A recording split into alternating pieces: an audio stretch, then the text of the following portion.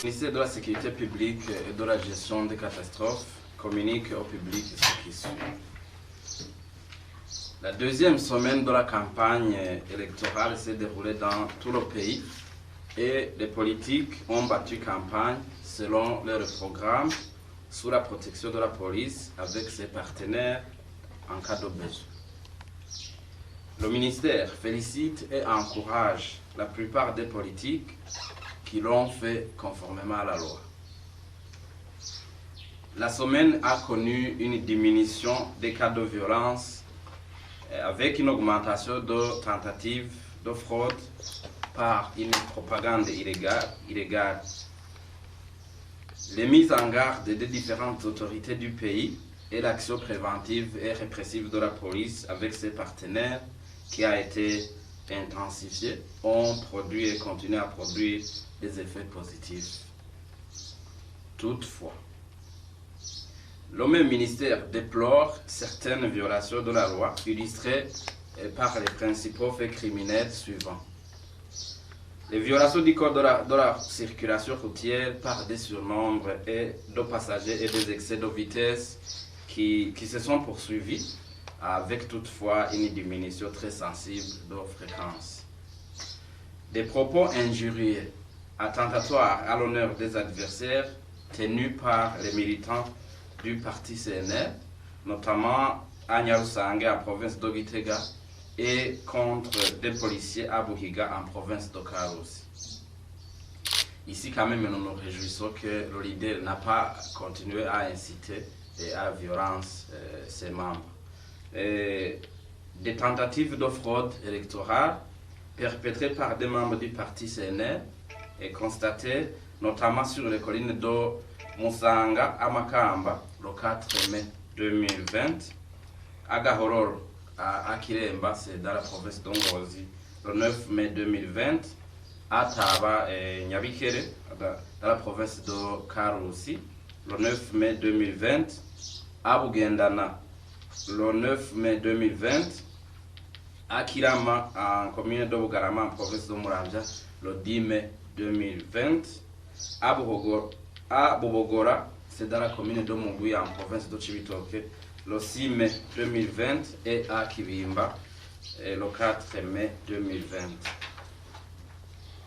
Des lésions corporelles volontaires perpétrées surtout par des membres du parti CNR contre ceux du parti CNDD-FDD, notamment à Djarama, c'est à Buyengero en province de Rumonge, le 5 mai 2020, à Gitaba, c'est dans la province de Makamba, le 6 mai 2020, à Ruvumera, c'est dans Nyanzarak, avec rançonnement de la population par menace d'armes, c'est le 6 mai 2020, à Muvumu, c'est toujours à Makamba, le 4 mai 2020, à Sigu, c'est dans la commune de Usoni, en province de Kirundo, le 7 mai 2020, à Musakazi, c'est à Tangara, le 7 mai 2020, à Nyamarobe, à Kiremba, c'est toujours en Ngozi, avec démolition d'une maison d'un militaire du CNDD-FDD, le 7 mai 2020, à Limiro Kiremba, le 9 mai 2020, à Mikamba, c'est dans la commune de Matongo, avec blocage de passage aux militants du parti CNDD-FDD allant au meeting, le 9 mai 2020, à Chimu, c'est dans Kayanza, avec incendie de 6 enclos. Incendie de 6 enclos, c'était le 9 mai 2020. À Kiremba, c'est dans la province d'Ongozi, le 10 mai 2020.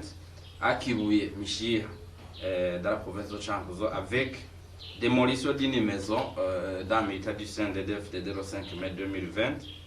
À Rujungu, c'est dans la commune de Kigamba, toujours à Chankuzo, avec port de lance et couteau au bistrot.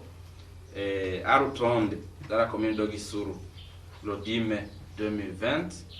À Buhomvora, c'est dans la commune de Nyarusange, et à Gitega, avec destruction de champs le 7 mai 2020.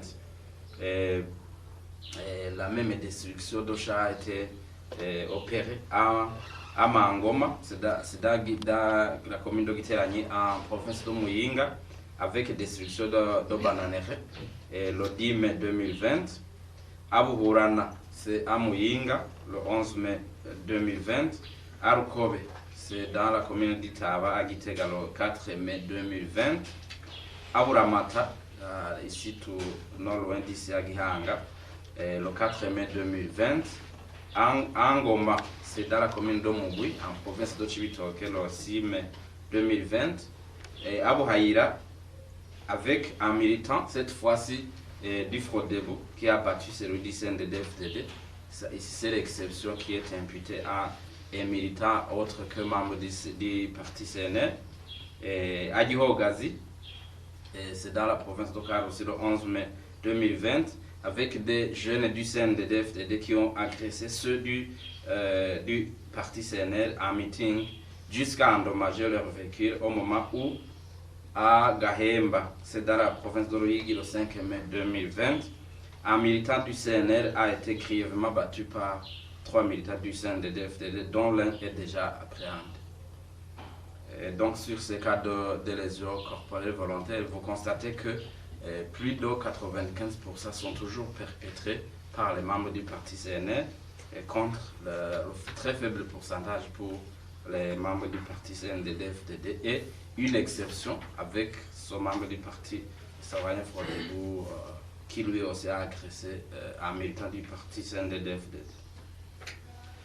Et parmi ces cas de criminalité sanguine perpétrés par des membres du parti CNL, un a retenu l'attention particulière de la police et a été commis avec lance, machette, gourdin et bateau, comme l'autre qui avait été perpétré par les mêmes militants du parti CNL à Nega, dans la province de Kirundo, et qui avait connu mort d'homme. Alors, ce cas qui a attiré l'attention particulière de la police, c'était en date du 4 mai 2020, vers 22h30, sur la colline Mouvoumou, zone Gitaba, des militants du CNL, armés de machettes et gourdins, ont tendu une embuscade au chef de zone avec ceux qui l'accompagnaient et ont blessé 6 parmi eux. La police est intervenue et a appréhendé 5 parmi ces auteurs. Pour cette deuxième semaine de campagne, donc, ces lésions corporelles volontaires perpétrées principalement par des membres du parti CNL ont causé 30 blessés parmi les membres du parti CNDD-FDD au pouvoir et 5 blessés parmi les membres du parti CNL. La police a déjà appréhendé 95 auteurs présumés qui sont maintenant sous enquête. Par ailleurs, 3 auteurs qui avaient assassiné par flèche, lance et gourdin un militant du CNDD-FDD à Nega, c'est dans Kirundo, où il y avait aussi eu beaucoup de blessés la semaine passée. Les trois auteurs présumés donc viennent d'être appréhendés, arrêtés par la police à Gihanga, et avec 4 autres personnes qui les abritent. Au moment où je vous parle, ils sont en train d'être transportés au nord pour qu'ils puissent être jugés et répondre de leurs actes. Le ministère de la Sécurité publique réitère donc son engagement à poursuivre la sécurisation de ce processus électoral et demande aux auteurs matériels et intellectuels de toute violation actuelle de la loi de mettre fin définitivement à leurs actes et pour permettre une compétition démocratique des programmes afin d'avoir des élections paisibles pour tous. Le ministère demande donc à la police de redoubler de fermeté et face au comportement violent et transgressif de la loi de certains militants et leaders en campagne qui se poursuivent dans certaines localités. Je vous remercie.